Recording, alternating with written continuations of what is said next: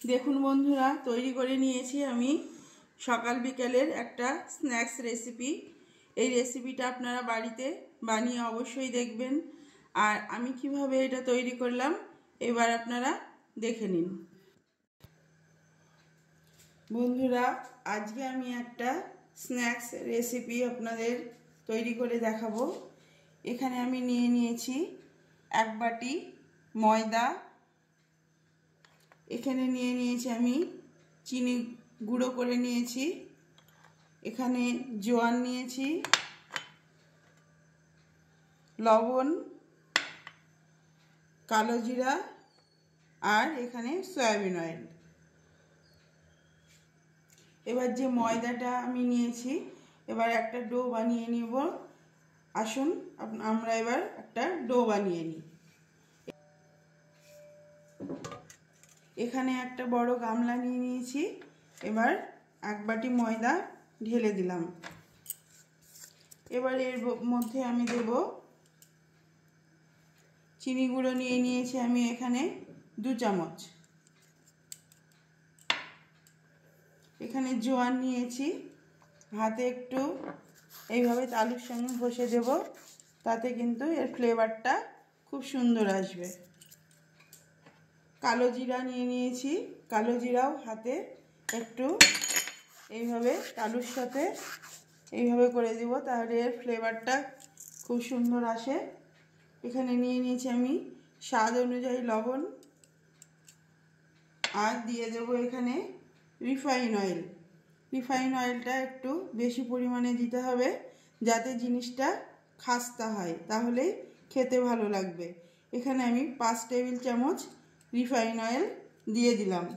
এবার সমস্ত উপকরণটা খুব ভালো করে হাতের সঙ্গে এইভাবে রগড়ে রগড়ে একদম ময়ানটা বানিয়ে নিতে হবে। খুব সুন্দর করে আমি ময়ামটা করে নিয়েছি। দেখুন, ময়দাটা কিন্তু ভেজা ভেজা লাগবে। খুব সুন্দর যদি ময়াম হয় তাহলে কিন্তু ময়দাটা ভেজা ভেজা লাগবে। আর এইরকম মুঠ বাঁধলে এইরকম মুঠ এইভাবে বেঁধে যাবে। আবার এইভাবে ছড়িয়ে দিলে এইভাবে ছড়িয়ে যাবে। এইবারে আমি অল্প অল্প জল দিয়ে একটা সফট ডো বানিয়ে নেব। এখানে একবারে জল দেব না, অল্প অল্প করে জল দেব আর একটা ডো বানিয়ে নেব। এখানে আমি একটা ডো বানিয়ে নিয়েছি। এইবার 10 মিনিটের জন্য এই ডোটাকে আমি রেস্টে রেখে দেব। এখানে আমি কিছু গুঁড়ো মশলা নিয়ে নিয়েছি। এখানে নিয়েছি আমি লঙ্কার গুঁড়ো, ধনিয়ার গুঁড়ো, চাট মশলা, এখানে রয়েছে গোলমরিচ গুঁড়ো, এখানে রয়েছে জিরা গুঁড়ো। এই সমস্ত গুঁড়ো মশলাগুলো আমি একটা বাটিতে ঢেলে নেব।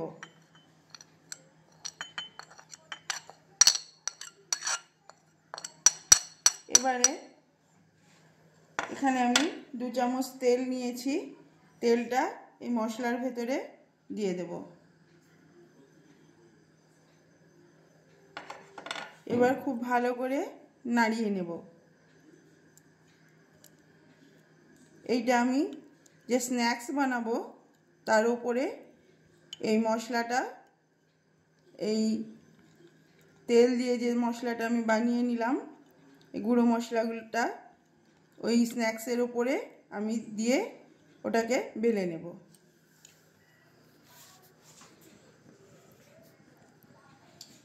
দশ মিনিট পর ফিরে এলাম। এবার ঢাকনাটা আমি খুলে নেব।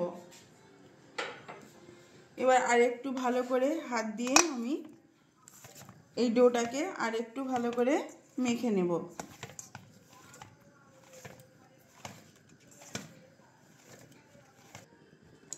এই ডোগুলোকে আমি হাতের সাহায্যে এইভাবে লম্বা করে নিয়েছি। এবার কয়েকটা বড় বড় লেচির আকারে আমি কেটে নেব। এইরকমভাবে এবার একটা লেচি নিয়ে আমি এবার তৈরি করে নেব। বাকিগুলো লেচি আমি রেখে দেব। ডোটাকে খুব ভালো করে আমি গোল করে নিয়েছি। এবার ময়দা দিয়ে আমি রুটির মতো করে বেলে নেব। বড় করে যে রুটির মতো করে এইভাবে আমরা যেইভাবে রুটি বেলে নিই সেইভাবেই এই ডোটাকে আমি বেলে নেব। একটা রুটির মতো করে বেলে নিয়েছি। রুটির মতো খুব পাতলা করে নয়, একটু মোটা, রুটির থেকে একটু মোটা করে বেলে নিয়েছি।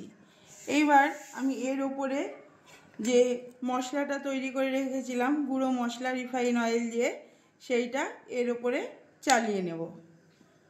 এইভাবে করে চারিদিকে দিয়ে দেব। গুঁড়ো মশলাটার মিশ্রণ আমি পুরো রুটিটায় দিয়ে নিয়েছি। এইবার আমি কেটে নেব একটা ছুরির সাহায্যে, এইভাবে করে, এইরকম লম্বালম্বিভাবে।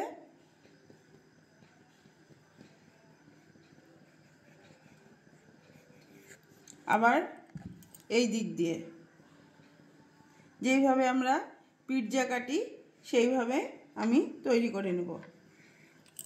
এইভাবে পিৎজা কাটার মতো আমি এইভাবে কেটে নিয়েছি। এবার এক একটা এইভাবে লেচি আমি তুলে নেব। তুলে এইভাবে মুড়ে নেব।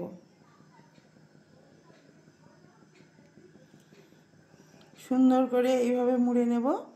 আর এইটা এইখানে দেওয়ার আগে একটু আমি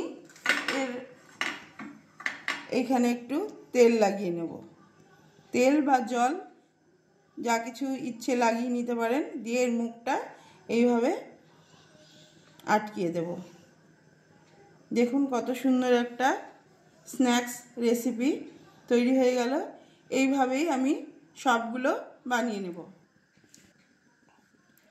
বন্ধুরা, এই যে এইভাবে আমি স্ন্যাক্সগুলোকে তৈরি করে নিয়েছি। এবার এইগুলোকে ডিপ ফ্রাই করে নেব। এখানে আমি কড়াইয়ে তেল বসিয়ে দিয়েছি। তেলটা হালকা গরম হয়েছে। খুব বেশি গরম হলে কিন্তু ওপর থেকে পুড়ে যাবে আর নিচে কাঁচা থাকবে। ওই জন্য হালকা তেলটা গরম করে নিয়েছি। এবার একে একে আমি এই স্ন্যাক্সগুলোকে দিয়ে দেব।